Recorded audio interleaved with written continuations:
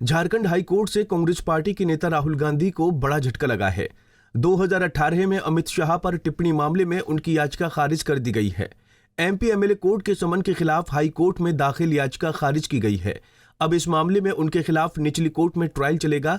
पिछली सुनवाई में कोर्ट ने फैसला सुरक्षित रखा गया था। राहुल गांधी ने 2018 में केंद्रीय मंत्री अमित शाह के खिलाफ आपत्तिजनक टिप्पणी की थी। उस समय बीजेपी के एक नेता ने राहुल गांधी के खिलाफ शिकायत दर्ज कराई थी। बाद में उनके खिलाफ आपराधिक मानहानि का मुकदमा दर्ज किया गया था। राहुल गांधी ने ट्रायल कोर्ट में चल रही कार्यवाही को रद्द करने के लिए हाई कोर्ट में याचिका डाली थी, जिसमें 16 फरवरी को राहुल गांधी का लिखित पक्ष कोर्ट में पेश किया गया। बाद में जस्टिस अंबुजनाथ की बेंच ने मामले पर फैसला सुरक्षित रख लिया। अब जाकर हाई कोर्ट ने राहुल गांधी को झटका दिया है। 2018 में तत्कालीन कांग्रेस अध्यक्ष राहुल गांधी जी ने तत्कालीन भारतीय जनता पार्टी के राष्ट्रीय अध्यक्ष अमित शाह जी के ऊपर और भारतीय जनता पार्टी के ऊपर एक आपत्तिजनक टिप्पणी की थी। इससे आहत होकर मेरे मुवक्किल नवीन झा, जो भारतीय जनता पार्टी के युवा नेता हैं, उन्होंने शिकायतवाद व्यवहार न्यायालय रांची में दाखिल किया था। उसमें न्यायालय ने संज्ञान लिया, सम्मन इशू किया।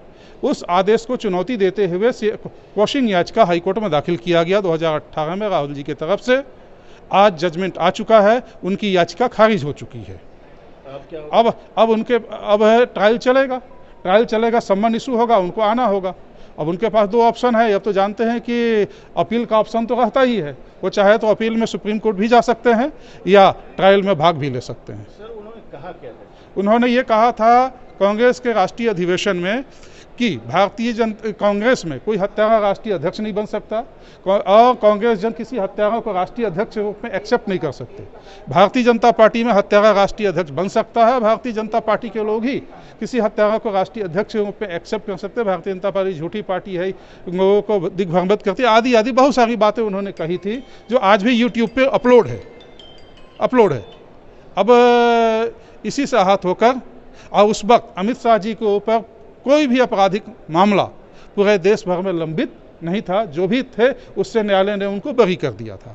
ऐसे स्थिति में उनका बयान ना ही आपत्तिजनक थी बल्कि दुर्भाग्यपूर्ण भी था। क्या सांसदी होने के बाद अभी गवाही होगी, गवाही के बाद जजमेंट। इसमें मुश्किल से हमको लगता है कि साल 1.5 साल तो लग ही जाता है। मिनिमम 1 साल तो लग ही जाएगा। अगर ये प्रमाणित हो जाता है, न्यायालय इसमें क्या है कि मिनिमम 1 साल, अधिकतम 2 साल।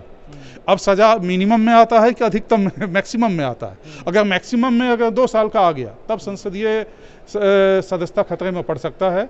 अगर 2 साल से कम हुआ तब तो फिर जानते हैं कि उसमें तो फिर कोई दिक्कत नहीं है। राहुल गांधी को इस केस में कोर्ट का सामना करना पड़ेगा। अगर फैसला उनके खिलाफ गया तो उन्हें सजा भी हो सकती है। पंजाब केसरी टीवी के लिए रांची से आशुतोष सिन्हा की रिपोर्ट। हमसे जुड़े रहने के लिए हमारे YouTube चैनल को सब्सक्राइब करें और नई वीडियो की नोटिफिकेशन के लिए बेल आइकॉन को दबाएं। अगर आप ये वीडियो Facebook पर देख रहे हैं तो लाइक जरूर करें और ज्यादा से ज्यादा शेयर करें। धन्यवाद।